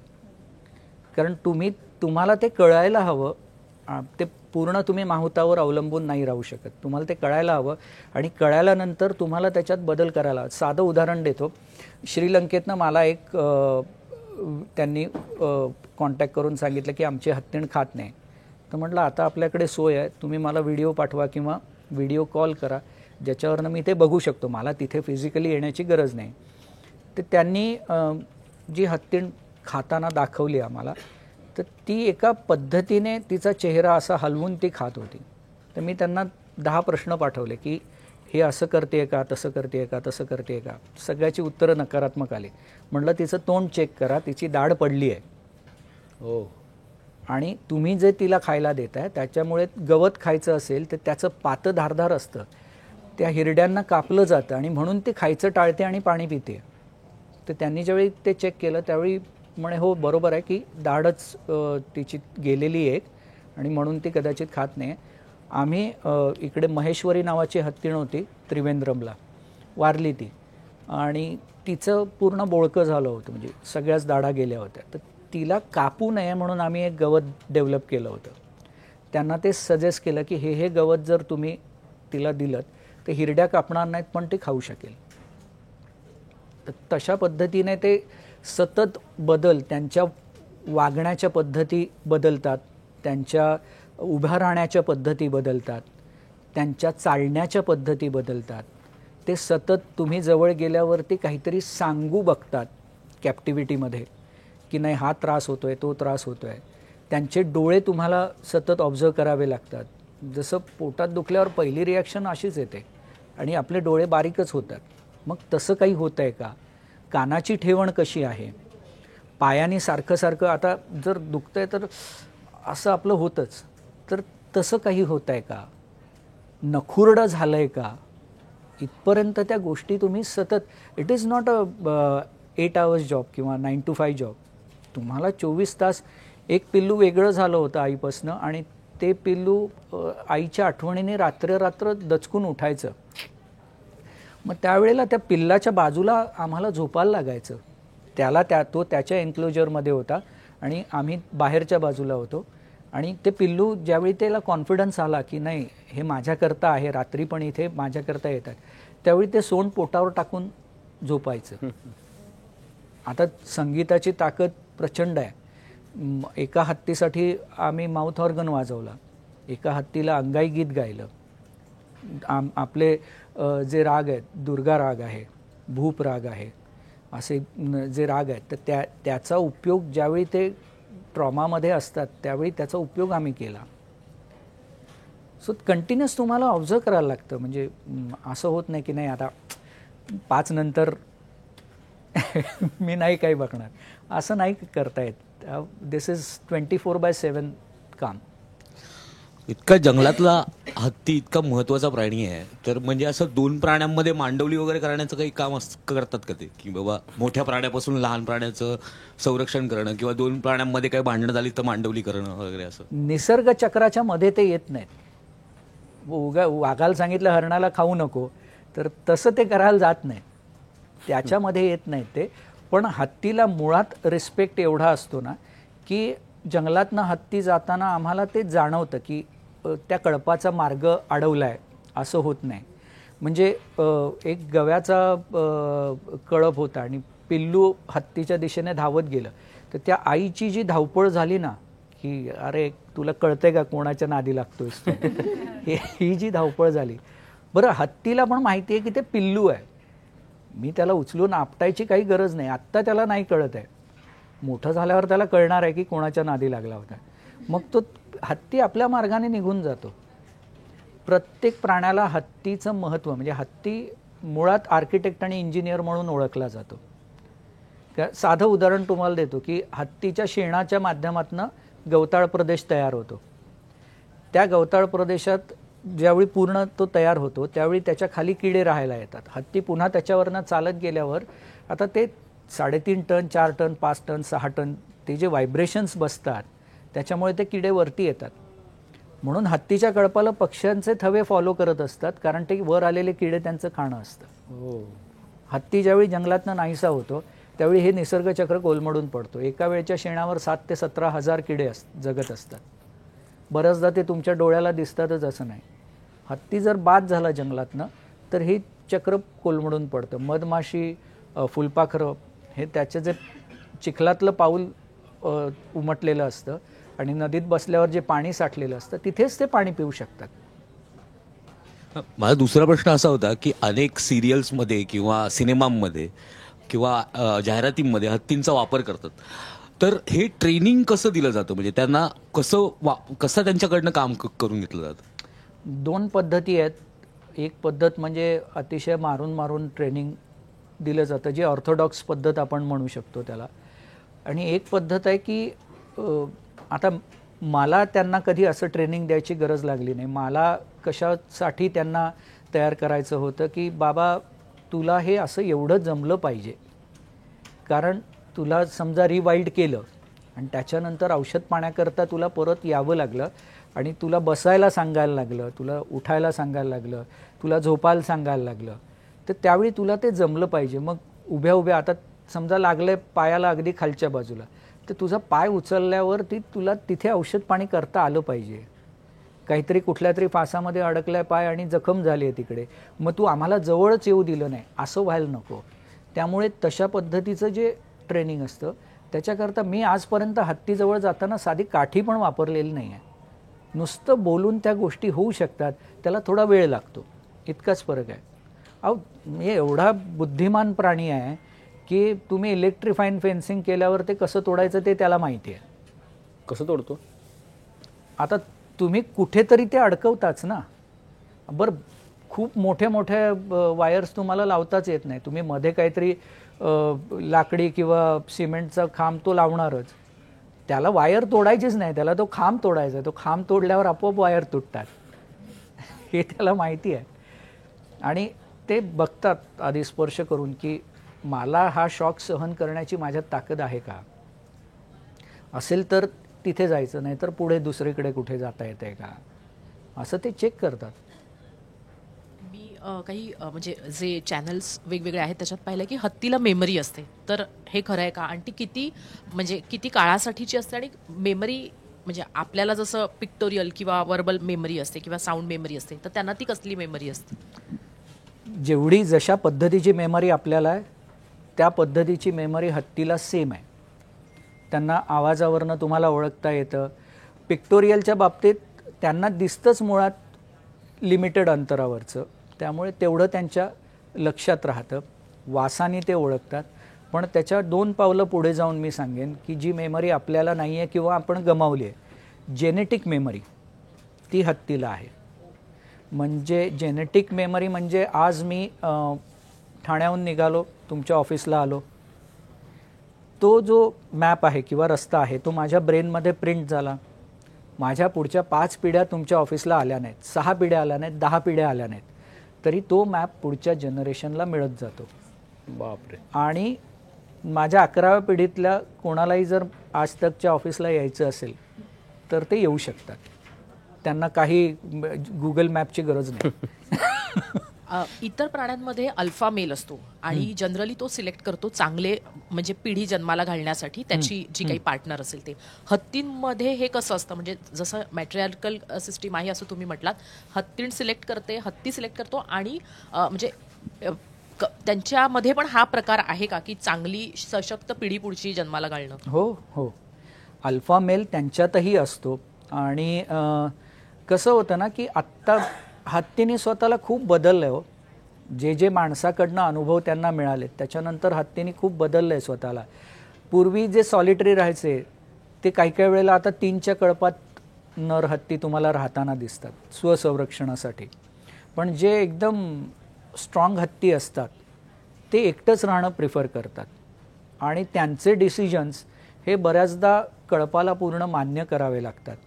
त्याच्यातही समजा 2 अल्फा मेल आले आणि त्यांनी एकच फिमेल निवडली तर त्यांच्यामध्ये इतकंच भांडण होतं की एकमेकाला ठार मारत नाहीत ते, एकाला दुसऱ्याची ताकद कळली पाहिजे. ती ताकद कळल्यावर दुसरा आपोआप माघार घेतो आणि निघून जातो. म्हणजे आपल्याला काय धोका आहे आपण त्याला मारता कामा नये, त्याचं जगणंही तितकंच महत्त्वाचं आहे जेवढं माझं जगणं महत्त्वाचं आहे. हे त्यांना म्हणजे समानता थोडीशी माहिती आहे आणि त्यामुळे ते दुसरा त्याला कळलं की आता नाही ह्याच्या ताकदीपुढे मी कमी आहे, ते बॅकआउट करतात. त्याच्यात अजून एक अनुभव मला असा आला की समजा माद्या कळपामधल्या एकत्र राहत आहेत आणि कुठला हत्ती त्यांना त्रास देतोय असं वाटलं तर मॅट्रियार्क डिसिजन घेते त्याला कळपापासून लांब ठेवायचं आणि तिला त्या सगळ्या हत्तीने मदत करतात की त्याला म्हणजे ते फायर ब्रँड वुमन ब्रिगेड असते नाही का, तशी ती तयार होते आणि ते त्याला लांब ठेवतात कळपापासून. 14 वर्ष तुम्ही हत्तींबरोबर संवाद साधताय, तुमच्यासाठीचा मेल्टिंग मोमेंट कुठला होता की तुम्हाला म्हणजे अजूनही तो खूपच म्हणजे हृदयात आहे, आणि सगळ्यात जास्त आव्हानात्मक मोमेंट पण कुठला होता? मी हत्तींबरोबर काम करत असल्यामुळे फार असं आव्हान त्यांनी कधी दिलं नाही मला. ते तुम्हाला समजून घेतात आणि समजून घेतल्यावरती ते तुम्हाला जज करायला जात नाहीत, एक गोष्ट. पण मेल्टिंग मोमेंट असे ज्यावेळी तुम्ही एखाद्या हत्तीबरोबर काम करता, सलग 10-15 दिवस असेल किंवा जितका काळ काम करण्याची गरज असेल तितका काळ काम करता, आणि तुम्ही त्याला सांगता की आता मला उद्यापासनं नाही येता येणार, मला जायला लागेल, त्यावेळी त्या अवाढव्य शरीराचं जे बाळ होतं ना, ते बाळ बघणं अशक्य आहे. किंवा म्हणजे एक जे पिल्लू होतं की ते खूप चिडलं होतं, नंतर त्याला शांत केलं आणि त्याला टाटा बाय बाय करून आम्ही निघालो गाडीत बसून. तर जसा कुत्रा 2 पायावरती उभा राहतो ना खिडकीत, तसं तो झाडावर उभा राहिला आणि सगळ्या झाडांच्या वरनं आमची गाडी तो बघत होता. आणि त्याचं असं ते जे म्हणजे त्या ज्याला सगळे घाबरतात त्याचं ते इतकुसं पिल्लू झालेलं ज्यावेळी चेहरा तो दिसला ना, त्यावेळी आपोआप डोळे वाहायला लागतात. म्हणजे शब्दांनी बोलण्याची किंवा अरे यार ते बघतोय एवढं बोलण्याची पण कोणाची ताकद नसते. ती सगळी टीमच इमोशनल झालेली असते आमची. असे दरवेळी असे काही ना काही अनुभव येत असतात. आणि मग तुम्हाला घरी गेल्यावर असं फील होतं की अरे तो वाट बघत असेल का आज, आणि तो बघत असतो वाट.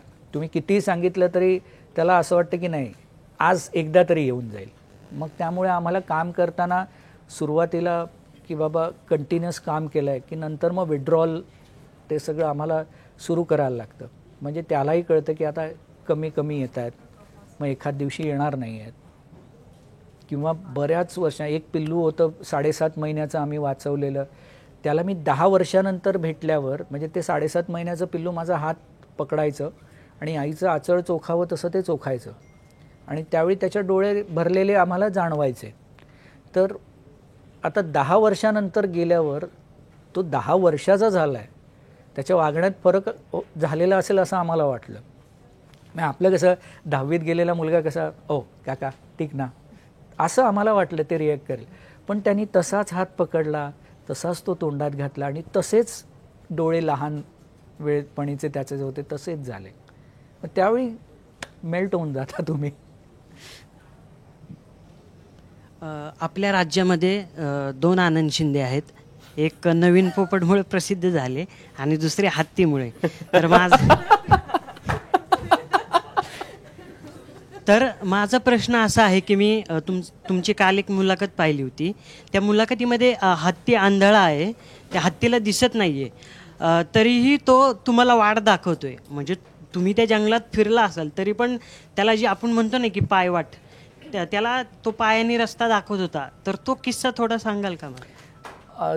तो जो हत्ती होता तो काही ना काही कारणामुळे तो आंधळा झाला होता. पण हत्ती मी जसं सांगितलं की त्याला फार लांबचं दिसतं अशातला भाग नाही.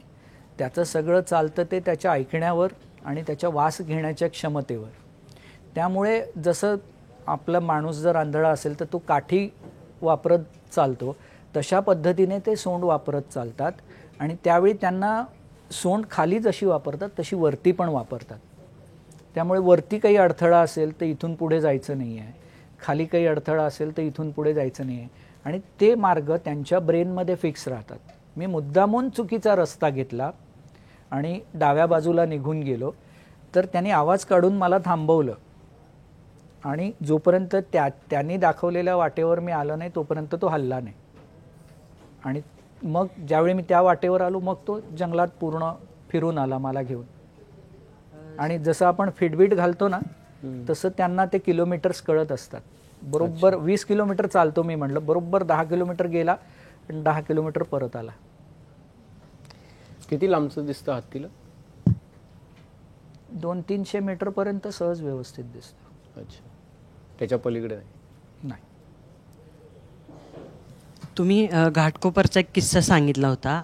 एका व्यक्तीनं त्याच्या सोंडेमध्ये आधी सफरचंद ठेवलं आणि त्याच्यानंतर त्याने त्याच व्यक्तीने दगड ठेवलं तर त्याला मारलं हत्तीने. तर तो काय किस्सा होता तो?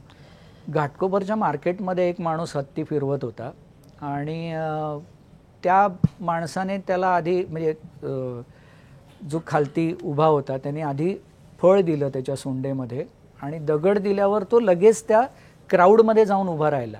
म्हणजे त्याला असं वाटलं की अरे ह्या हत्तीला काय करणार आहे क्राऊडमध्ये जाऊन उभं राहिलं. पण त्या क्राऊडमधनं सगळ्या त्यांनी त्याच माणसाला बरोबर शोधून काढलं ज्यांनी त्याच्या सोंडेमध्ये दगड दिला होता आणि त्यांनी फक्त त्याला आपटलं खाली.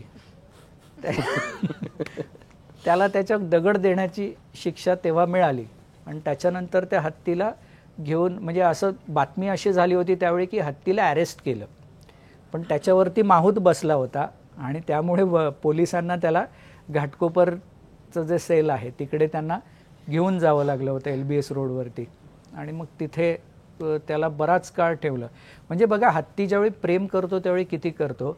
जवळजवळ 8 ते 10 तास उन्हामध्ये तो हत्ती उभा होता कारण त्याचा मावताने त्याला बसण्याची कमांड दिली नव्हती आणि कडकडीत ऊन होतं, फार वाईट ऊन होतं, त्याच्यात तो उभा राहिला.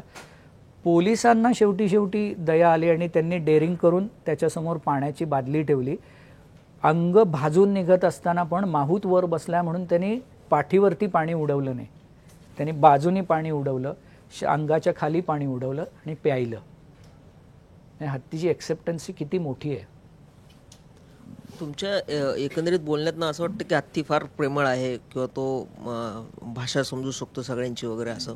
पण ज्यावेळेस आपण आजकाल जर सोशल मीडिया असेल किंवा टी व्हीवर वगैरे असेल तर तिकडे आपण ज्यावेळेस बऱ्याचदा अशा क्लिप्स आपल्या समोर येतात, व्हिडिओज अशा आपल्या समोर येतात की कुठल्या तरी मिरवणुकीत हत्ती चिडलाय किंवा गावामध्ये माऊत असताना त्याने मावताला उचलून खाली पटकलाय, तो नंतर मग गावामध्ये सगळीकडे विध्वंस करत चाललाय किंवा रस्त्याने विध्वंस करत चाललाय. तर ह्या घटना कशामुळे घडतात, म्हणजे यामागची कारणं काय असतात की नेमकं बऱ्याचदा काय असतं की माऊतही असलं तरी सुद्धा ते हत्ती एकदमच पिसाळल्यासारखे वगैरे करायला लागतात, त्यांचं बिहेवियर एकदमच चेंज होऊन जातं. तुम्हाला कृष्णाचं कॅरेक्टर माहिती आहे, महाभारतातल्या कृष्णाचं कॅरेक्टर, त्यांनी 100 अपराध पोटात घेतले आणि 101व्या अपराधाला रिॲक्ट केला.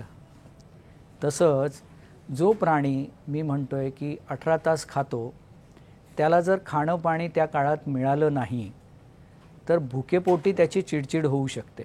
बरं, ज्यावेळी क्राऊडमधनं तो हत्ती, आता हे तुम्ही जे म्हणालात ते बऱ्याचदा प्रोसेशनमधले हत्तींबद्दलचे व्हिडिओ आहेत, तर त्या क्राऊडमध्ये कोणी त्याची खोडी काढली ते त्या गर्दीत कळतंच असं नाही आणि त्याला जर तो इरिटेट झाला तर तो रिॲक्ट करतो. एक दुसरी गोष्ट याच्यात अशी पण आहे की आता जे फेस्टिवल्स होतात तुम्ही बघता रांगेत असे 20-20 हत्ती उभे असतात आणि त्यांच्यात कॉम्पिटिशनसुद्धा काही काही वेळेला लागलेली असते. म्हणजे ती कॉम्पिटिशनची सवय माणसाने लावली की ते कानात अशी काडी ठेवायचे आणि कुठला हत्ती जास्त वेळ मान वर ठेवतोय तो जिंकला, अशी ती कॉम्पिटिशन असायची. आता काही काही वेळेला काडी नाही ठेवली आणि त्या बाजूच्या हत्तीला तो कॉम्पिट करायला लागला आणि त्याच्यात तो जिंकला दुसरा हत्ती आणि दुसऱ्याला राग आला तर सुद्धा वाद होऊ शकतात. आणि म्हणजे काही व्हिडिओ असे पण तुम्ही बघितले असते, एका हत्तीने दुसऱ्या हत्तीला ढकलून दिलं तर ते त्याच्यातनं झाले. खरं मी जसं सांगितलं की नर हे सॉलिटरी राहतात पण इथे सगळे सुळेवालेच असतात कारण नरच सगळ्यांना पाळायचे असतात. मग ती जर काही वाद झाले तर त्याच्यात म्हणजे ते 2012ला त्रिशूर फेस्टिवलमध्ये तसा एक किस्सा घडला होता की 2 हत्तींनी असं सारखं ते कळत होतं की ते कंटिन्युअस वर बघतात आणि त्याच्यानंतर ज्या हत्तीची मान खाली गेली त्यांनी दुसऱ्याला ढकललं आणि ढकलल्यानंतर मग बाकी सगळी पळापळ सुरू झाली. आणि मला दुर्दैवाची गोष्ट काय वाटते माहिती आहे का, असं नाही आहे की आफ्रिकेतले हत्ती भयंकर नाही आहेत किंवा भयंकर म्हणजे माणसाच्या अँगलनी म्हणतोय मी, मला सगळेच हत्ती सौम्य साधे आणि चांगले वाटतात किंवा ते कोणालाच मारत नाहीत असं नाही होत. पण त्यांना माहिती आहे की आपला हत्ती आपण चांगल्याच पद्धतीने प्रेझेंट केला पाहिजे. आज माझ्याकडे मोबाईल आहे, मला व्ह्युअरशिपसाठी मी हत्तीचे असे व्हिडिओ जर अपलोड करायला लागले तर ग्लोबली परिणाम भारताच्या टुरिझमवर पण होतो की अरे भारतात हत्ती बघायला जायचं तर हे सगळं सहन करायला लागेल. हा परिणाम कुठे ना कुठे होतो. म्हणजे तुम्ही लोकली वर्क करता ती गोष्ट आणि ती ग्लोबली इम्पॅक्ट करते. तर लोकांनी ते कमी केलं तरी सुद्धा खूप मदत होईल. म्हणजे आपलेच हत्ती आपण बदनाम करतोय, कारणं माणसंच असतात. मी त्या मतावर ठाम आहे. माहुताचं आणि हत्तीचं दोघांचं एक रिलेशन तयार झालेलं असतं, त्यांच्यातलं एक बॉन्डिंग असतं ते. तर ते माहूतच्या ताब्यात हत्ती कसा असतो, म्हणजे त्यांचे काही सायन्स असतात किंवा ते त्यांच्याकडचं अंकुश जो आहे तो वेगवेगळ्या पद्धतीने किंवा कुठे कानामागे टोचायचं किंवा वरती माथ्यावर टोचायचं वगैरे असं, म्हणजे ते काय असतं ते नेमकं, म्हणजे इतका अजस्र प्राणी त्याच्या ताब्यात असतो. आता त्यांचे हत्तीला कमांड करण्याच्या ज्या ट्रॅडिशनल साईन्स आहेत किंवा जे कमांड्स देण्याचे वर्ड्स आहेत ते लिमिटेड आहेत. ते फार असे जे तुमच्या लक्षात राहणार नाहीत असे नाही आहेत. आणि होतं काय की मोठ्या हत्तीबरोबर तुम्ही लहान हत्ती ठेवला, मोठ्या हत्तीला हे बोलल्यावरती तो कसा वागतोय ते लहान हत्ती फॉलो करत जातो. ती एक पद्धत आहे. किंवा काही वेळेला फटके देऊन त्यांना ती गोष्ट शिकवली जाते. पण होतं असं की ते खूप सहन केल्यानंतर एका पॉईंटला ज्यावेळी त्यांची सहनशक्ती संपते त्यावेळी ते त्याला रिॲक्ट होतात. हत्ती ॲक्ट होताना मी फार कमी पाहिला आहे. हत्ती तुमच्या वागण्याला रिॲक्ट होताना मी खूप जास्त पाहिलं आहे. कारण तो मुळात शाकाहारी आहे. तुम्हाला मारून त्याला काही प्रगती होणार नाही आहे. उलट त्यांना काय काय वेळेला ती एखादी गोष्ट मनाला लागते सुद्धा, असे पण अनुभव घेतले. तर त्यांचं ते नातं जितका माहूत प्रेम करणारा जास्त तितकं जास्त टिकतं. बाबूराज नावाचा माहूत मी बघितला आहे की त्यांनी एकदाही, त्याच्या हातात अंकुश असायचा, काठी असायची, एकदाही कुठल्याही हत्तीवर त्यांनी वापरला नव्हता. तो आत्ता रिसेंटली दुर्दैवाने वारला आजारपणामुळे. पण त्याचा आणि हत्तीचा काही अपघात झाला आहे, कित्येक वर्ष तो होता, अशी एकही घटना नाही. असे अजूनही माहूत आहेत. कोणतंही मंदिर असो, मठ असो, तर त्या ठिकाणी हत्तीला धार्मिक विधीसाठी किंवा अन्य कार्यक्रमांसाठी वापरणं किंवा त्या ठिकाणी त्यांचं संगोपन होणं किंवा तिथे योग्य वाटतं का तुम्हाला? कारण की त्याचं विचारण्याचं कारण म्हणजे की नॅचरल हॅबिटेट, तुम्ही जसं म्हणाला की ते वेगवेगळ्या ठिकाणी ते भटकतात, खातात, त्यांचे समूह असतात, त्यांना सोडून त्यांचं तिथे असणं हे तुम्हाला योग्य वाटतं का? नाही, सुरुवातीपासनं जर तुम्ही बघितलं तर तुमच्या हे लक्षात येईल की आपल्या श्रीमंतीचं दर्शन हे नेहमी हत्तीच्या माध्यमातून झाले. मग ते राजेरजवाडे असोत किंवा फार पूर्वीच्या काळातल्या गजपती नावाची पदवी असो, की त्यावेळी ते तेव्हापासनं ते झालं आहे. हत्तीवरनं साखर वाटायचे, हे पण त्याचाच एक भाग आहे. जंगली प्राण्यांनी जंगलातच राहावं, कारण जंगलाला त्यांची गरज आहे. आणि निसर्ग चक्रामध्ये जर हत्ती आर्किटेक्ट आणि इंजिनियर असेल तर त्याला त्या वातावरणातच वाढू द्यावं. पण तसं अगदी तुम्ही कुठलाही काळ बघा, त्या काळापासनं त्याला युद्धात कधी वापरलं गेलं आहे, कधी त्याला श्रीमंतीचं प्रदर्शन म्हणून वापरलं गेलं आहे, कधी आपली ताकद दाखवण्याकरता, नुसतं दाखवण्याकरता का होईना ते वापरलं गेलं आहे, कधी कोणाला भेट देण्याकरता वापरलं गेलं आहे. तर हे पूर्वापार चालत आलं आहे आणि तेच आता लोक पुढे नेत आहेत. पण त्याच्या शेणाचा शहरात काही उपयोग आहे का? ते फेकूनच दिलं जाणार आहे. त्याचं शेण हे जर जंगलात उपयोगी असेल तर त्यांनी जंगलात जास्त राहावं. सर, मगापासून चावडीमध्ये तुम्ही हत्तीचे खूप सारे स्ट्रॉंग पॉईंट सांगितलेत, त्याच्या मेमरीबद्दल सांगितलं आणि त्याचं बलवान असणं हे तर त्याच्या दिसण्यावरूनच लक्षात येतं. मग असं असतानाही हत्ती हा जंगलाचा राजा का नाही होऊ शकला? कोणी ठरवलं सिंह जंगलाचा राजा आहे? प्राण्यांनी ठरवलं की माणसांनी? हे ठरवलं कोणी, प्राण्यांनी की माणसांनी? माणसांनी ठरवलं. हा, मग संपला विषय. माणसाने माणसासाठी चालवलेल्या माणसाच्या राज्यात माणसाने माणसाचे निर्णय घेतलेत. ते थोडी माणसाने माणसासाठी चालवलेलं निसर्गात सकटचं माणसांचं राज्य आहे. नाहीतर एवढी आपण 2025 मध्येच असताना आपण आत्ता क्लायमेट चेंज फेस करतोय, ह्याच्यावरनं माणसाने माणसासाठी कसं राज्य चालवलं हा अनुभव आपला आपण घेतलाय. नाही, पण राजा तर असायलाच पाहिजे ना, कुठेही असतो तो माणसांमध्ये पण एखादा. आता बघा, सिंह समोरनं आला आणि हत्ती येताना बघून सिंह बाजूला झाला, तर कोणी कोणाला रिस्पेक्ट केला? हत्तीचा कळप अचानक झुडपातनं आला आणि वाघ, जो राजबिंडा वाघ जो चालत येतोय, तो बाजूला जाऊन बसला. कळप गेल्यावर त्याचा तो उठून गेला. कोणी कोणाला आपण त्यांना आत्ताच्या भाषेत असं म्हणूया की ते चाणक्य आहेत.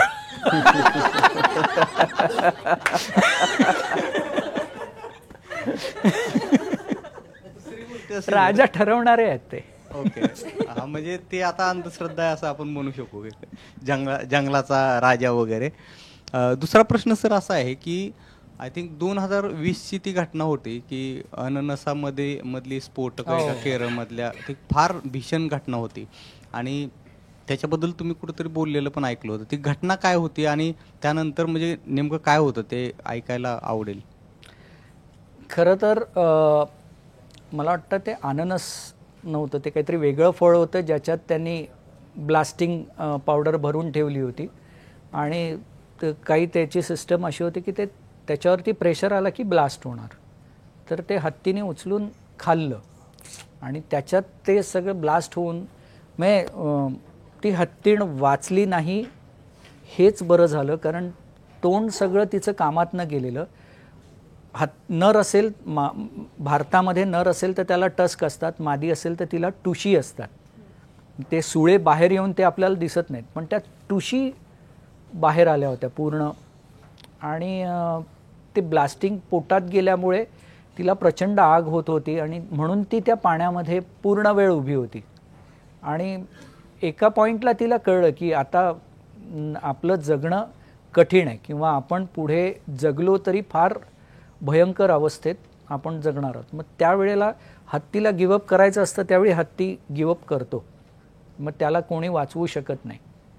त्या गिवअप करण्यातनं त्याला खेचून आणणं हेच काम बऱ्याचदा आम्हाला करायला लागलं होतं. तर ते त्यावेळी ती पाण्यातनंच हल्ली नाही. इतर हत्ती बोलवल्यानंतर बरं काय झालं, इतर हत्ती जे होते ते कुमकी पद्धतीचे हत्ती होते, ते प्रेमाने तुम्हाला बोलवत नाहीत किंवा दुसरीकडे नेत नाहीत. ते त्यांना जे ट्रेनिंग माणसांनी दिलं आहे की दुसऱ्याला टोचून ढकलून अशा पद्धतीने बाहेर काढायचं. मुळात ती भयंकर त्रास सहन करत असताना कुमकी हत्तीजवळ गेला, तेही तिला पटलं नाही. ती अजून विरुद्ध बाजूला पुढे गेली आणि त्याच्यातनं मग ती मानसिकरित्या मात्र नंतर गिवअप करण्याच्या मोडमध्ये जाऊन तिने शेवटी देह ठेवला. की मगाशी तुम्ही सांगितलं की ते कानाचं उदाहरण दिलं की कान असे सरळ ठेवले की तिला काहीतरी सांगायचं असतं की तू तिथेच थांब. तर अजून असे काय इशारे असतात की सर्वसामान्य लोकांमध्ये, साधारण जे हत्ती राहतात म्हणजे माणसांमध्ये, तर अजून असे काय इशारे असतात हत्तीचे की ते इशारे दिल्यानंतर माणसांनी काळजी घ्यायला हवी? पहिले तर जाता कशाला हत्तीजवळ, माझं म्हणणं ते. हल्ली आता मोबाईल, मी लोकांना ते म्हणतो, काही काही जण जेव्हा येतात की सर तुमच्याबरोबर काम करायचं आहे, हत्तीला कुरवाळायचं आहे, म्हटलं तुम्ही कुरवाळाल, त्यांनी कुरवाळल्यावर काय कराल. त्यामुळे आम्ही पण ज्यावेळी गरज नसेल त्यावेळी आम्ही हत्तीच्या जवळ जात नाही. तो किती ओळखीचा हत्ती असला तरी जात नाही, त्याला स्पर्श करत नाही. आता आमची संस्था आहे, त्या फक्त 3 ट्रस्टीज आहेत ज्यांनी ऑनफिल्ड काम केलं आहे. हत्तीची संस्था आहे म्हणून सगळ्या ट्रस्टीजनी हा हत्ती बघा, ह्याची गरज नाही आहे.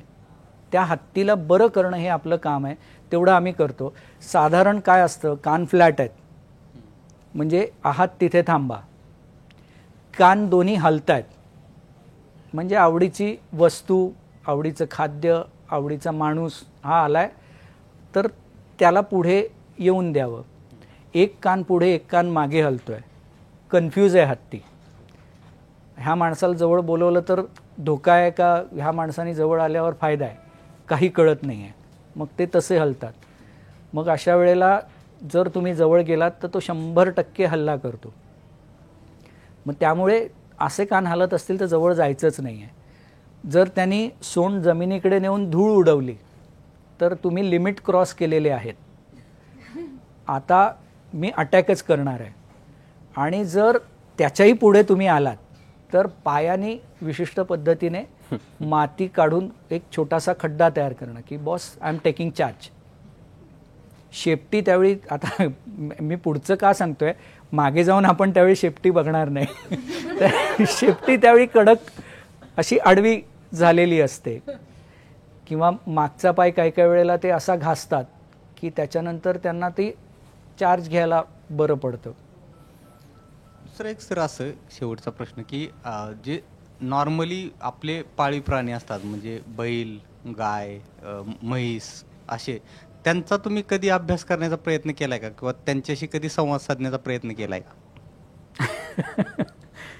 होता, असे प्रसंग येतात. म्हणजे जंगली ह्याच्यामध्ये गव्यांबरोबर झालं आहे, काही ठिकाणी गायींबरोबर पण संवाद झाला आहे. आता मला प्रकाश आमटेंनी मला 2 पेट दिले, त्यामुळे कुत्र्यांबरोबर पण संवाद होतो आणि त्याच्या बॉडी लँग्वेजवरनं त्या गोष्टी सहज कळतात. म्हणजे एक बिबट होता, तर त्या बिबटला ज्यावेळी ट्रीटमेंटसाठी आणलं गेलं त्यावेळी त्याची शेपटीला फार वाईट जखम झाली होती आणि कीड लागली होती. तर ती जी कीड लागली त्याच्यामध्ये तो ट्रीटमेंट करू देईना. मग त्याला पर्टिक्युलर पद्धतीने ते जे स्क्विझिंग केज असतं त्याच्यामध्ये ब्लॉक करून त्याला ती ट्रीटमेंट दिली गेली. पण त्याच्यानंतर त्याला जे खाणं लागणार होतं तर तो होता दवाखान्यात. मग तिथे असं छान प्रॉपर चौकोनी तुकडे करून मांसाचे त्याला दिले गेले. तर तो जंगली आहे, त्याला फाडून खायचं माहिती आहे, त्यामुळे हे दिलं ते खायचं कसं ह्या बाबतीत तो कन्फ्यूज झाला. पण ते जे मी म्हणलं ना की ॲक्सेप्टन्सीचं ग्रावलिंग, तुम्हाला रिजेक्ट केल्याचं ग्रावलिंग, ह्याचा आवाज ऐकून बरं कानाची त्यांची ती ठेवण कशी असते, ते कान कसे ठेवतात, ते उभे कसे राहतात, त्यांचं तुमच्याकडे बघण्याची पद्धत कशी आहे, त्यावेळी दात दाखवतात का दाखवत नाहीत, या सगळ्या गोष्टीचा अभ्यास केल्यानंतर लक्षात आलं की नाही तो ॲक्सेप्ट करेल पण प्रॉपर प्रोटेक्शन हवं. आणि मग त्याच्यानंतर चक्क चिमट्यात पकडून त्याला आम्हाला एक मांसाचा तुकडा भरवायला लागला आणि तो त्याने खाल्ला. त्याला फाडून खायची म्हणजे असं तुम्ही मस्त प्लॅटर करून दिलं तर ते त्याला माहीत नाही आहे कसं खायचं. तर मग अशा पद्धतीने अभ्यास करून, किंवा एक अस्वल होतं, तर त्या अस्वलाला पण आता ज्यावेळी ते ट्रीटमेंट करता आलं त्यावेळी ते प्रॉपर भांडं म्हणजे जी प्लेट टाईप होती त्याच्यामध्ये त्याला खाणं दिलं आणि तो खात नाही म्हणून त्यांनी वरनं मध टाकलं. भात आणि मध होतं. 1 किलो मध टाकल्यावर त्यांनी तोंड आत घातलं आणि फक्त मध शोषून घेतलं. भात तसाच्या तसा होता. मग ते त्याला द्यायचं कसं. मग जंगलामध्ये आम्ही काय बघितलं की बाबा वाळवी तो तोंड आतमध्ये घालून तो वाळवी सगळी खेचून घेतोय. मग आम्ही जो मोठा बांबू असतो त्याचं एक असं एवढं भांडं तयार केलं, तो सगळा भात त्याच्यात भरला, वरनं मध टाकलं, मग त्याच्यात तोंड घालून ते त्यांनी फसकन ओढून घेतलं. तुम्हाला तुमचा अभ्यास तर लागतोच ना त्याच्याकरता, आणि उघड्या डोळ्यांनी जंगल शिकायला लागतं. सिलेबसमध्ये हवं मुलांना. सर मी एके ठिकाणी वाचलेलं की मारुती चित्तमपल्लींनी सांगितलेलं की हत्ती शक्यतो आत्महत्या करतात, म्हणजे ते जेव्हा त्यांचा काळ जवळ येतो तर ते जलसमाधी घेतात किंवा उंच कड्यावरनं उडी मारतात. तर ते त्यांच्या मृत्यूचा सोहळा करतात का तो एकटेपणानेच करतात का, किंवा तुम्ही असा कुठे प्रसंग बघितलेत की तो प्रसंग बघून तुम्हाला हेलावल्यासारखं झालं की असं मरण तुम्ही हत्तीचं कुठून जवळून बघितलेत का? आता तुम्हाला त्याच्यात जी मी अनुभवलेत ती उदाहरणं सांगतो. आणि I was lucky enough to meet Aranya Rishi. त्यांना भेटून या विषयावरती मला माझे मुद्दे त्यांच्यासमोर मांडता आले. जर हत्तीने पाण्यात किंवा कड्यावरनं आत्महत्या केली असती तर सगळ्या डेड बॉडीज तिथे सापडल्या असत्या. तसा कुठलाही पुरावा नाही आहे. जसे जसे ते म्हातारे होतात चालण्यावरती परिणाम होतो आणि ते मागे राहू लागतात. ते कळपापासून वेगळे होत नाही, कळप त्यांना शेवटपर्यंत सोडत नाही, कारण मी बऱ्याच कळपांबरोबर तो अभ्यास केलेला आहे. आणि आत्महत्या वगैरे ते नाही करत प्रकार, कारण ते एवढे असे नकारात्मक नसतात. त्यांचा आपोआप त्यांचा तो प्राण निघून जातो. काही वेळेला ते कळपाबरोबर असतात आणि प्राण गेल्यानंतर सुद्धा कळप प्रयत्न हा करत असतो की मी उचलू शकतोय का, उभं करू शकतोय का. खरं तर हत्तीला जेव्हा त्याचा शेवटचा काळ येतो,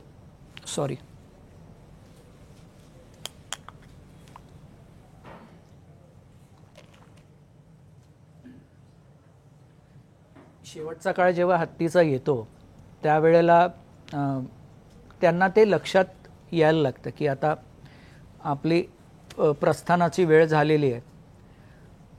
मग त्यांचं चालणं स्लो होतं आणि अगदीच जोपर्यंत ताकद संपत नाही तोपर्यंत ते खाली बसत नाहीत. ते खाली बसले की लक्षात येतं की आता हे उठू शकणार नाहीत. त्यामुळे जर हत्ती खाली बसला तर आपल्याला असं वाटतं की इतर हत्ती त्याला तुडवत आहेत, पण प्रत्येकजण आपल्या पद्धतीने त्याला उभं करण्याचा प्रयत्न करत असतो. तो माणूस नाही आहे की बसल्यावर वरनं निघून जाईन. प्रत्येकजण त्याला उभं करण्याचा प्रयत्न करत असतो. आणि ज्यावेळी त्यांना कळतं की आता नाहीच शक्य तिला, त्यावेळी ते मग ते ॲक्सेप्ट करतात की ती आता जाणार आहे. किंवा माया नावाची एक हत्तीणी होती, तिला पिल्लू झालं होतं. 50व्या वर्षीसुद्धा त्यांना पिल्लू होऊ शकतं हत्तीला. तर तिला पिल्लू झालं आणि तिला कळलं की आता ती नाही जास्त काळ जगणार आहे. म्हणजे तिचं पिल्लू मला वाटतं एक 1.5 का 2 वर्षापर्यंत तिच्याबरोबर होतं. त्यावेळी ती रंबलिंग करायला लागली. एका दिशेने तिला रिप्लाय आला आणि ह्याचं प्रॉपर डॉक्युमेंटरी त्यांनी केली होती. आणि रिप्लाय आल्यावर ती त्या दिशेने चालायला लागली. थोड्या वेळानंतर त्यांना लक्षात आलं समोरनं दुसरा हत्तीचा कळप आलाय. हिने पिल्लू तिच्याकडे, त्या दुसऱ्या हत्तीच्या मॅट्रियार्कच पुढे आले, तिच्याकडे तिने पिल्लू पुश केलं. ते पिल्लू चालत असताना जे काही किलोमीटर ती चालली, त्या पिल्लाने दूध प्यायचा प्रयत्न केला आणि तिने दूध पिऊ दिलं नाही त्याला. आणि मग ते पिल्लू पुश केल्यानंतर तिने ते जाताना बघितलं मायाने. आणि जेव्हा ते दिसेन असं झालं त्यावेळी अगदी हळूहळू हळूहळू ती खाली बसली आणि देह ठेवला तिने. आणि ह्याची प्रॉपर डॉक्युमेंटरी आहे. तुम्ही सॉरी, म्हणजे हे मीच जरा जास्त इमोशनल झालो, पण असं नाही आहे की ते आत्महत्या करतात. एवढा नकारात्मक नाही आहे हत्ती. त्यांनी गिवअप करायचं ठरवलं तर तुम्ही त्याला नाही वाचवू शकत, पण तो गिवअप करण्याच्याच मूडमध्ये असतो. आय क्विट असं नाही आहे. मगाशी बोलता बोलता होणार की तो दुखावला हत्ती तर खूप वेगळ्या पद्धतीनं रिॲक्ट करतो किंवा त्याला वेदना झाली तर तो ते दाखवतो. असा काही प्रसंग तुम्हाला आठवतो? वेदनादायी हत्ती ज्या वेळेला समोर येतो त्याला काय होतं? आपण आत्ता ना जरा खूप इमोशनल बोललो, पण काही तुम्हाला आता काही घटना अशाही आहेत की त्या विनोदी पद्धतीने घडल्यात आणि हत्ती विनोदी पद्धतीने रिॲक्ट झाला आहे. मी आणि माझी सौभाग्यवती कोकणात ज्यावेळी हत्ती पकडला होता त्यावेळी आम्ही तिथे गेलो. तर दुर्दैवाने त्यातले 2 हत्ती नाही वाचू शकले. एक हत्ती वाचला. हत्तीमध्ये कंडोलन्स दिले जातात. त्या जे कोणी वारले त्याच्याबद्दल ते कंडोलन्स दिले जातात. आणि ते म्हणलं ते त्याचे 2 मित्र गेलेत, तिसरा जिवंत आहे ना, तर मी त्याला भेटून येणार असं मी सौभाग्यवतीला म्हणलं. आणि त्यावेळी ती आज तकलाच होती, इंडिया टुडेमध्ये होती. तर आम्ही तिकडे गेलो आणि मी त्याच्याशी बोललो. जे काही घडलं ते दुर्दैवी होतं, पण तू गिवअप करू नकोस वगैरे असं जे मला वाटलं की मी बोलायला हवं ते मी बोललो. आणि त्याला कंपॅनियन म्हणून एक हत्तीण आणली होती औरंगाबादवरनं. तर त्या दोघांना आंघोळ घातली जात होती. मी पुढे उभा होतो. माझ्यापासून एक समजा 25-30 फुटावरती सौभाग्यवती उभी होती. आणि जाता जाता ती हत्तींना, म्हणजे मी तिच्याशीही बोललो, तिला पॅम्पर केलं. आणि जाता जाता सगळा स्टाफ तिथे उभा होता हे सगळ्यांनी बघितलं. जाता जाता ती श्रियापाशी थांबली, सोंड वर केली आणि खालचा ओठ ना असा हलवून चिडवून तिला पुढे निघून गेली. आणि हे घडलं ॲक्च्युली. किंवा आमचं जे पिल्लू होतं गंगा नावाचं, तर ज्यावेळी तुम्ही तुमच्या आवडते, आता आपण ह्याचा अभ्यास करत बसत नाही कारण आपल्याला पैसे कमवायचे असतात, आपण त्या दृष्टीनेच सगळा अभ्यास करतो. तर ती गंगा जी होती तिला कळायचं की मला कळायला उशीर लागला कारण मला असं वाटायचं मला फोन आला की ती ओरडते. पण नंतर हळूहळू ऑब्झर्व करायला लागले कुठल्या कुठल्या फोनला ओरडते. नंतर लक्षात आलं फक्त बायकोच्या फोनला ओरडते. आणि मग मला गंगाला, म्हणजे मी बायकोला सांगितलं की नाही यार, मला हिला सांगितलं पाहिजे की तू असं नाही ओरडू शकत. श्रिया माझ्या आयुष्यातली महत्त्वाची व्यक्ती आहे. आणि मी तिच्या समोर बसून ते सांगितलं तिला 2दा की श्रिया माझ्या आयुष्यातली सगळ्यात महत्त्वाची व्यक्ती आहे. म्हटलं इकडे तू चिडचिड करणार, तिकडे श्रिया चिडचिड करणार. म्हटलं एका वेळी 2 बायकांचं कशाला राग सहन करू. तर म्हटलं तसं नाही करणार मी. मग श्रियाचा फोन आल्यावर माझा डावा हात तिने घट्ट पकडून ठेवला होता तिने सोडला नाही जोपर्यंत मी फोनवर बोलत होतो. पण त्याच्यानंतर ती ओरडली पण नाही. एक आमचा हत्ती होता की राजकुमार नावाचा, त्याला हे सहनच झालं नाही की त्याच्या व्यतिरिक्त मला मित्र असू शकतात.